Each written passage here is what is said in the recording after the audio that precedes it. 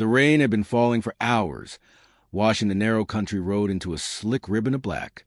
James tightened his grip on the steering wheel as the headlights cut through the fog, illuminating the weathered farmhouse that had suddenly become his responsibility. Inside, boxes of someone else's life were stacked in corners, dust motes floating like trapped spirits. A German shepherd sat by the doorway, eyes fixed, body rigid. The moment James tried to coax him into the long-abandoned room at the end of the hall, the dog froze, a low growl vibrating in his chest. Something in that room wasn't right. The old farmhouse groaned under the weight of the storm, its timbered bones protesting against the wind. James stepped to the creaking doorway, boots squelching in the mud tracked in from outside. Boxes lined the hall, labeled in a messy scrawl. Kitchen fragile, bedroom personal. Dust clung to everything like a persistent ghost. He dropped his bag onto the floor and exhaled, a mist of breath in the cool, damp air. "Come on, boy," he murmured, and the German shepherd's ears twitched. But he didn't move. Max! James had decided on the name after a quick glance at the dog's intelligent amber eyes, stood motionless near the doorway, tail stiff. James knelt, offering his hand. "Hey, it's just us now. No one's going to hurt you." The dog's low growl reverberated through the hallway, a warning more felt than heard. James froze. The sound was almost human in its dread, a warning lodged somewhere between instinct and memory. Shaking his head, he tried again, crouching lower, voice softening. "It's okay, Max. You can trust me." Max's eyes flicked toward the far end of the hall, where a door sat partially ajar. It was a simple wooden thing, scuffed and swollen from years of neglect, but the darkness behind it seemed thicker than the shadows elsewhere. The dog's hackles rose. He took a step backward, and then another, until he was pressed against James's legs. James frowned. What's wrong with this room? He approached it cautiously, hand hovering over the tarnished doorknob. The storm outside rattled the windows in tandem with his pulse. The house smelled of mildew, decay, and something else, an undertone of metal, faint but unmistakable. Max barked sharply, a sound of pure alarm. James paused, hand trembling. All right. You don't have to go in." That night, James lit a fire in the old hearth. The flames cast long, jittering shadows on the walls, turning the hallway into a theater of lurking shapes. Max curled at his feet, ears flicking toward the ominous door whenever a branch scraped the exterior walls. James tried to focus on organizing the kitchen boxes, but his mind kept drifting back to the room. There was a history here. He could feel it. Something about it had left an imprint on the dog, and dogs, he knew, sensed far more than humans did. Around midnight, James heard it, a whisper carried on the wind, or perhaps from within the house itself. He froze, listening. The sound was indistinct, like a muted sob, a human voice swallowed by the wood and storm. Max growled, standing in front of him, tail rigid. The sound didn't repeat, but the tension it created remained, a pressure against his chest. He spent the next few hours inspecting the rest of the house. The kitchen was surprisingly intact, cupboards coated in dust, but otherwise serviceable. Bedrooms were empty, save for sagging mattresses and musty blankets. The living room smelled faintly of smoke, perhaps a fireplace long unused. Nothing seemed out of place, except that one room. The next morning, the fog lifted to reveal the full expanse of the land surrounding the farmhouse. Rolling hills and thick woods stretched in every direction, dotted with skeletal trees, stripped bare by autumn winds. The isolation was complete. He was alone here, save for Max, and yet he didn't feel entirely alone. He met his neighbor, an elderly man named Harold, on the gravel lane while hauling supplies. Harold's skin was weathered, sunburned in patches, and his hands bore the permanent stains of farm work. "You're new here," Harold said, his voice low and gravelly, eyes narrowing as he looked past James to Max. "That dog, he knows something." James laughed nervously. "Yeah, he doesn't like one of the rooms in the house." Harold's gaze sharpened. "That room's, well, best leave it be." James frowned. "Why? What happened?" Harold hesitated, swallowing. "Old stories. Things you don't want to dig up. Dogs, they remember." James tried to probe further, but Harold merely tipped his hat and walked away, muttering about chores. James returned to the house with more questions than answers. Max followed closely, every step calculated, tense. Days passed. James tried various tactics to coax Max into the room. Treats, toys, gentle coaxing. Nothing worked. Max would approach the doorway, sniff, growl, and retreat. There was a stubborn intelligence in him, a silent plea. Stay away. Late one evening, James decided to explore the barn behind the house. He needed a distraction from the room and hoped that perhaps a walk outdoors would calm Max. The barn was a cavernous structure, once bustling with farm equipment, now empty except for broken tools and rat-chewed hay. As he explored, James's flashlight caught on a faint stain on the floor, a dark, crusted line that shimmered in the beam. It looked like dried blood. Max's ears twitched. He didn't bark but refused to step closer, sitting at the doorway, tense as a drawn bow. James's heart thudded. What happened here? He searched further, finding a trapdoor beneath a pile of rotting hay. It led to a cellar beneath the barn. The smell hit him first. Iron and rot, suffocating in its intensity. He hesitated. Max growled low, a guttural sound warning him to stop. But curiosity pushed James forward. He descended the stairs carefully, flashlight scanning the walls. The cellar was small, empty except for remnants of broken furniture and stains across the floor. In one corner, scrawled on the wall in some substance he didn't want to identify, were letters, jagged, hurried, almost desperate. He knows. James stumbled back, heart racing. Max barked sharply, lunging toward the stairs as if to pull him away. James realized then that the dog wasn't just afraid. He was trying to protect him. Returning to the house, James stared at the door once more.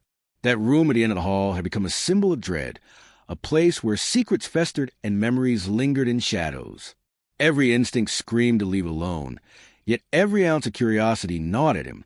That night, James made a quiet promise to Max, speaking in a soft, low voice. Whatever's in there, we'll face it together. Max lay at his feet, ears flicking, eyes wary but trusting, a silent bond forming in the dim light of the flickering fire. And though the house seemed to settle into an uneasy calm, James knew the storm hadn't ended. It had only begun. The morning air was sharp, tinged with frost, and the fog lingered stubbornly over the hills like a phantom shroud. James brewed coffee in the tiny kitchen, the warmth doing little to settle the unease curling in his stomach. Max sat rigidly near the doorway, eyes fixed on the long-abandoned room. He had not touched his food. James sighed, running a hand through his hair. The dog's behavior had moved from strange to unsettling. Every instinct screamed that something was very wrong. He thought about Harold's warning, the old man's cryptic words echoing in his mind. Dogs, they remember. It made James's pulse quicken. Memory, James realized, was a living thing in animals, capable of holding horrors long after humans had forgotten. Max's refusal wasn't stubbornness. It was fear, a fear rooted in truth. Deciding he needed more information, James drove into town, a cluster of low-slung buildings and dusty streets hemmed in by the surrounding woods. The locals were polite but distant, offering little information beyond vague murmurs about the farmhouse and its previous occupants. Most refused to meet his gaze, as if the past there had left an invisible stain on everyone who remembered. Finally, at the edge of the market, James found a woman named Lillian, whose eyes carried a glimmer of recognition.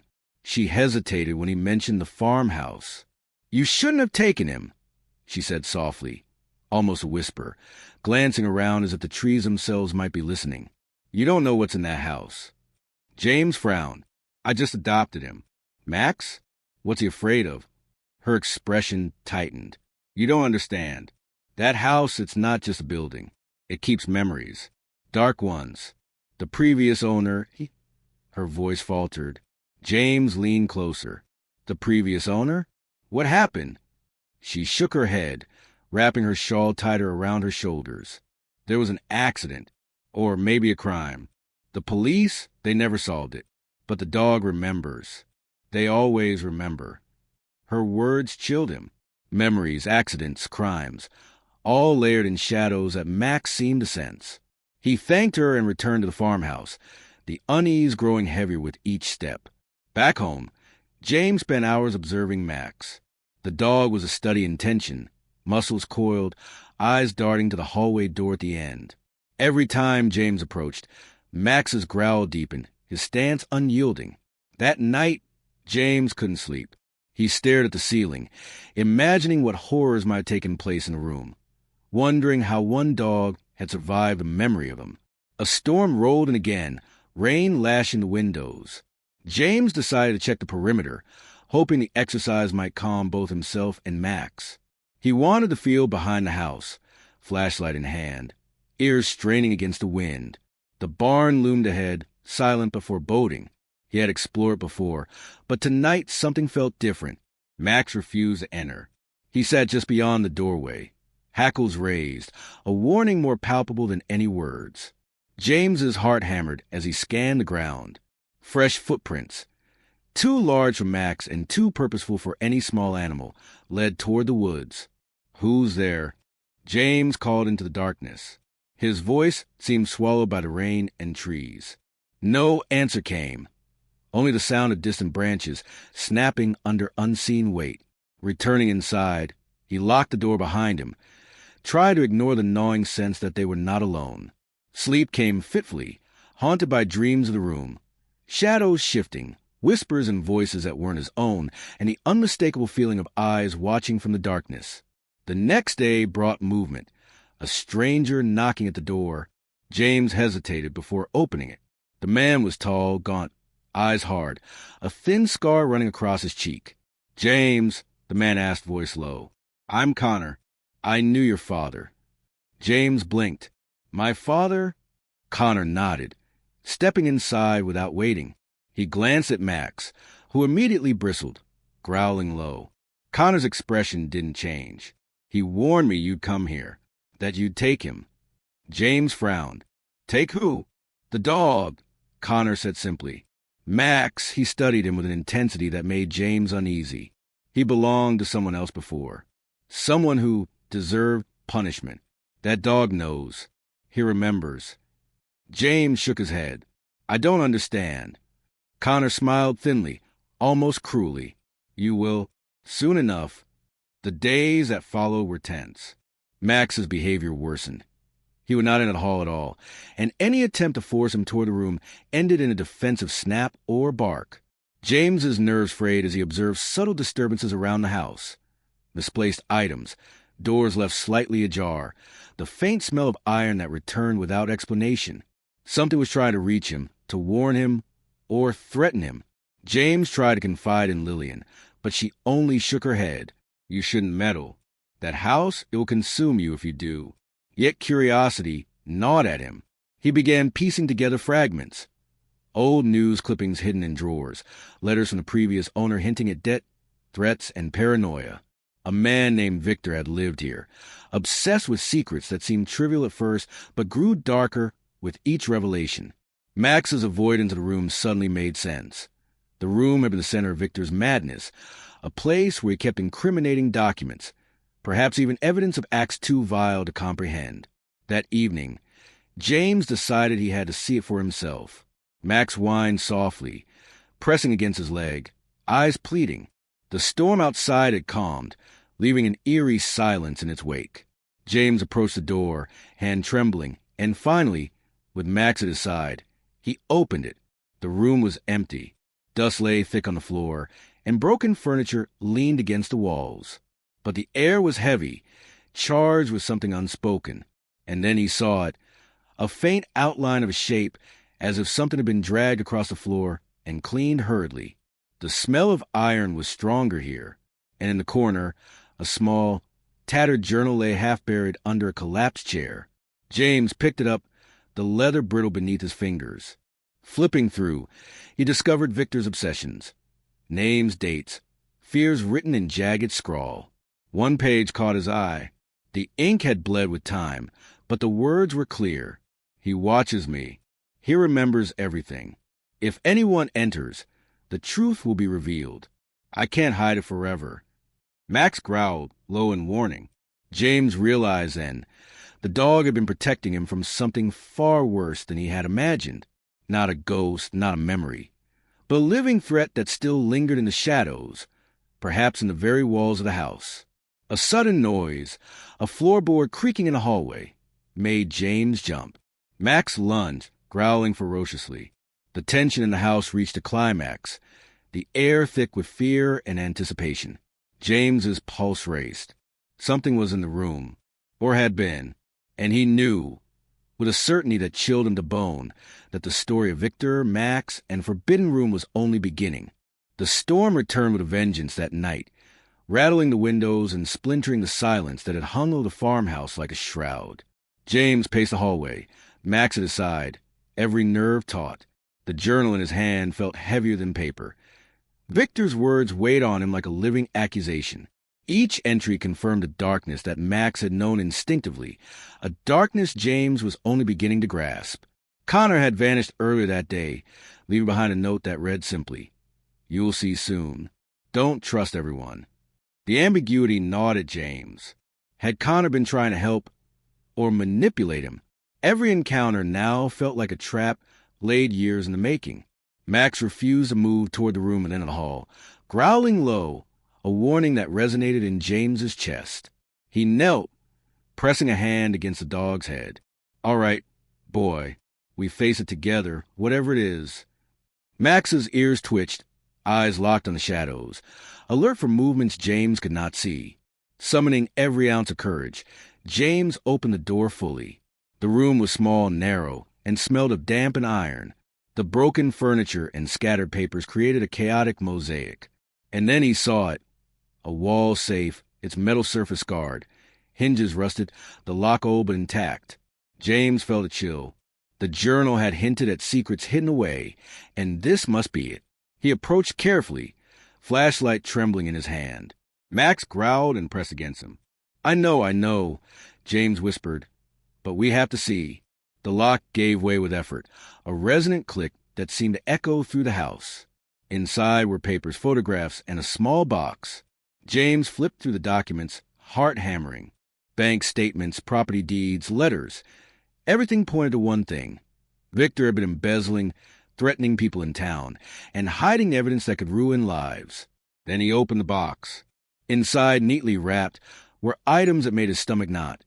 A blood-stained scarf, a rusted knife, and a small key with a tag labeled simply H. James recoiled and Max's hackles rose. The dog barked furiously, as if to say, "Don't touch it." A sound behind him made James whirl. Connor stepped from the shadows, his expression unreadable. "I see you found it," he said softly. "I didn't want you to, but you had to." James stared. "Why?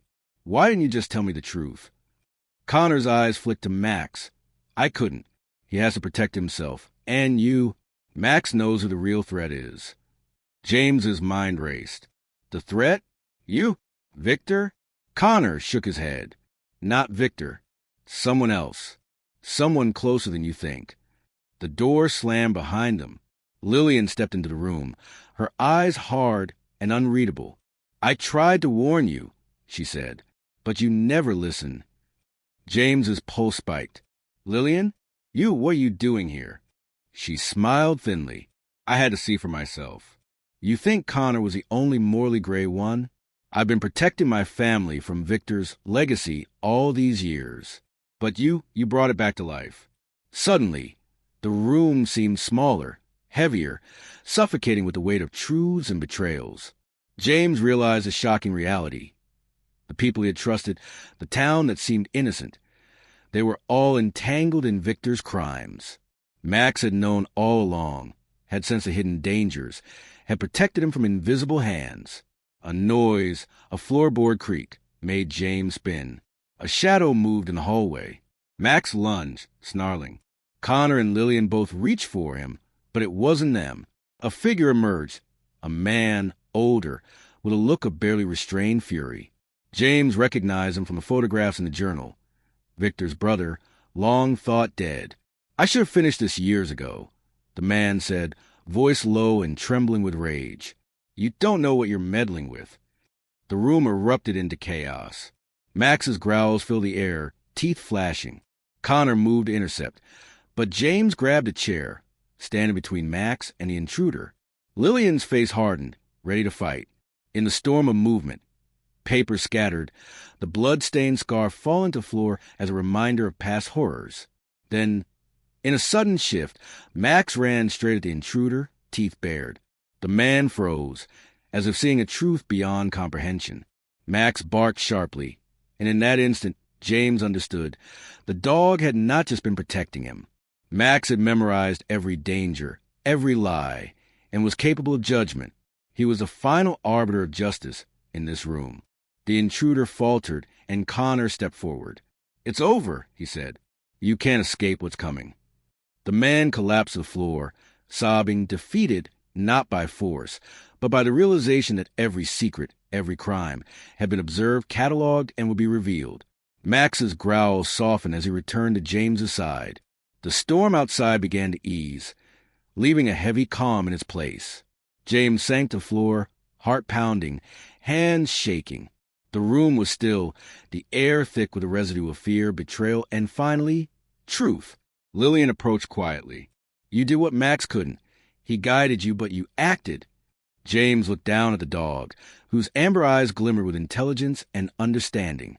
"We did it together," he said softly. For the first time since he arrived, James felt a fragile sense of peace. The farmhouse was no longer a place of terror, but a house of revelations. The darkness had been faced, secrets unveiled, and Max had been his steadfast guardian, moral compass, and protector all at once. Connor lingered, shadowed and somber. "I'll make sure everything is settled," he said. "But this house, it leaves marks. You'll feel them." James nodded, exhausted but aware of the quiet victory. He knelt to Max, stroking his fur.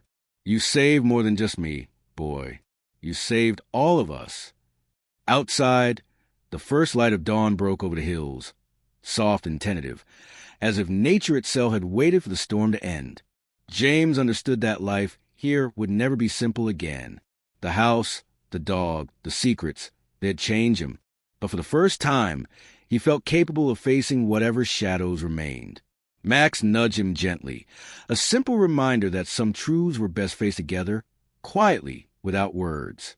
And in that silent understanding, James realized a depth of trust, loyalty, and courage he had never known he could find in a creature not just alive, but truly extraordinary.